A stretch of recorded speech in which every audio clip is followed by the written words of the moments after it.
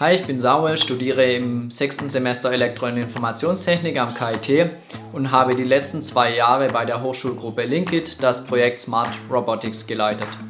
Konkret ging es darum, dass wir in unserer Freizeit neben der Uni für die Firma Dunker Motoren ein Messemodell entwickelt haben, von der Idee bis hin zum fertigen KI-gestützten Schokoautomaten.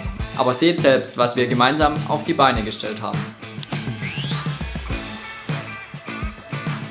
Der Besucher hat die Möglichkeit, in einer Webanwendung, die über das Internet mit dem Messemodell kommuniziert, seine Lieblingsschokolade auszuwählen. Damit er diese bekommt, muss er allerdings als kleine Hürde noch ein paar Fragen zu Dunker Motoren und dessen Produkte beantworten. Nun werden von unserer KI alle Schokolädchen dieser Farbe über eine Kamera erkannt und ein günstiges ausgewählt. Parallel wird eine Trajektorie für diese Schokolade geplant und dann von den Linearmotoren umgesetzt.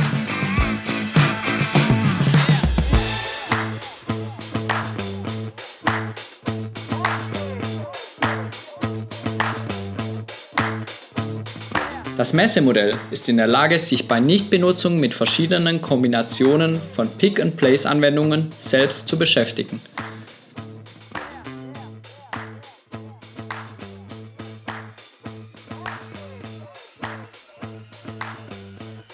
Hi, mein Name ist Martin Hartmann. Ich studiere Elektro- und Informationstechnik hier am KIT im 6. Semester. Ja, beim Projekt habe ich mich allgemein im Bereich Motion Control aufgehalten. Insbesondere habe ich mich dabei um den Drehteller gekümmert, der von einem intelligenten Servomotor angetrieben wird. Hi, mein Name ist Max Schick, ich studiere Informatik im jetzt 5. Semester. Ich habe mich um den Bereich Computer Vision gekümmert. Dabei ging es hauptsächlich um die Erkennung und Klassifizierung von den Rittersporttafeln. Das Projekt war in der Hinsicht für mich besonders reizvoll, weil wir zum einen über die modernste Technik verfügt haben, also gerade die Aktorik in Form von den Linearmotoren hat im Vergleich zu den Industrierobotern, gerade bei Pick-and-Place-Anwendungen, wie wir es jetzt haben, einen enormen Vorteil. Und auch in Kombination dann mit der Kamera in Form von Computer Vision und dann der künstlichen Intelligenz war das Ganze für uns natürlich ein sehr rundes Projekt. Natürlich stößt man bei der Entwicklung einer solchen Software immer auf Herausforderungen, die einem von Beginn an gar nicht klar waren. Aber das Glücksgefühl, was man hat, wenn man einfach irgendwie mehrere Wochenenden am Stück bis tief in die Nacht gearbeitet hat und dann einen Meilenstein wieder abhaken kann, das lässt einem einfach immer weitermachen. Doch wie hat alles angefangen? Bei einem Ideenwettbewerb von Dunker Motoren ging es darum, ein bestehendes Gantry-System in einen Eyecatcher für Messen zu verwandeln.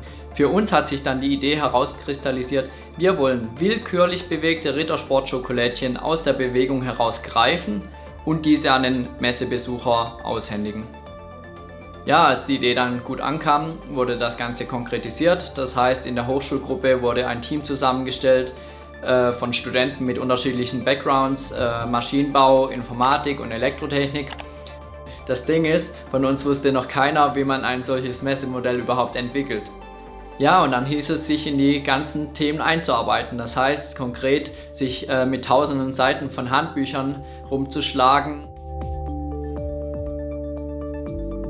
Das CV-Modul kann hauptsächlich A, natürlich diese Rittersporttafeln erkennen und B ist die andere Komponente, dass es über einen kurzen Zeitraum diese Rittersporttafel tracken kann und dann aus diesem kurzen Zeitraum sozusagen die Geschwindigkeit und Richtung interpolieren kann und anhand dieser Bilder auch die Drehung der Rittersporttafel.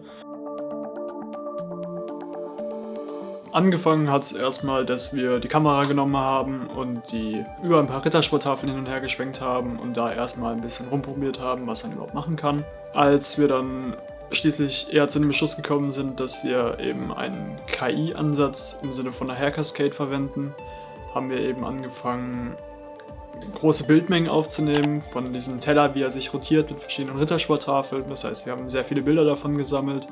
Als wir dann eben einen schönen großen Datensatz hatten, haben wir diesen Datensatz quasi genommen und in ein Programm gesteckt, was eine Hair Cascade darauf trainiert.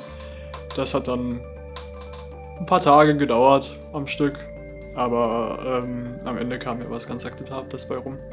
Mein Part war das Thema Motion Control. Dabei geht es darum, die Bahnplanung im dreidimensionalen Raum für die Linearachsen zu machen, die Vakuumpumpe anzusteuern und auch eine sensitive Füllstandsmessung durchzuführen, sodass wir immer wissen, wie viel Schokolädchen noch in einem Magazin sind.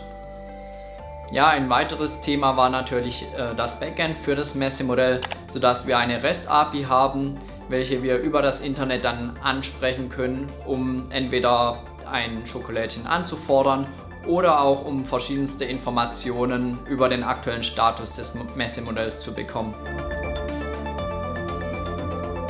Also ein Problem mit der Farberkennung bzw. halt der Rittersport-Klassifizierung sozusagen war, dass die Farben, die die Kamera wahrnimmt, ziemlich abhängig von dem Umgebungslicht ist.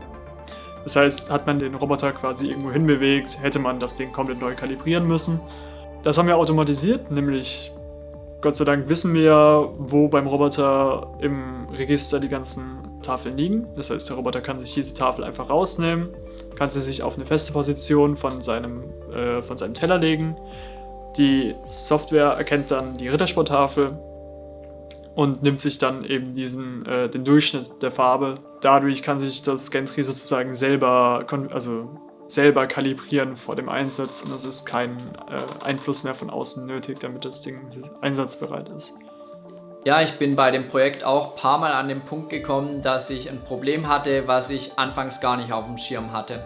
Konkret war es bei der Bahnplanung so, ich hatte zwar eine Idee, wie es funktionieren könnte, dass ich ein bewegtes Objekt im dreidimensionalen Raum fange, aber ich hatte einfach Angst davor, diese Software direkt am Messemodell zu testen, weshalb ich mich dafür entschieden habe, erstmal eine kleine Simulation zu schreiben, die das Ganze visualisiert, wie ich denn diese Schokolade überhaupt fange und ob diese mathematische Funktion, mit der ich diese Bahn plane, überhaupt funktioniert und ob das Ganze vor allem auch ruckfrei ist, also ob es eine smoothe Bahn im dreidimensionalen Raum ist. Ja.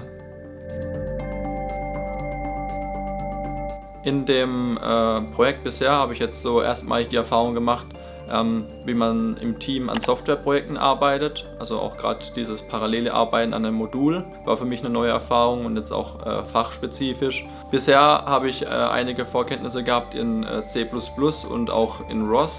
Und deshalb war es für mich jetzt auch nochmal eine coole, aber auch eine neue Erfahrung, mit CAN-Open zu arbeiten, auch weil es ja gerade in der Automobilindustrie immer noch ein häufig verwendeter Standard ist. Abgesehen von technischen Aspekten, zum Beispiel, dass ich mein C++ verbessert habe, vor allem, dass man sich nicht zu sehr committen darf auf einen alten Ansatz, nur weil man jetzt so viel Zeit da reingesteckt hat.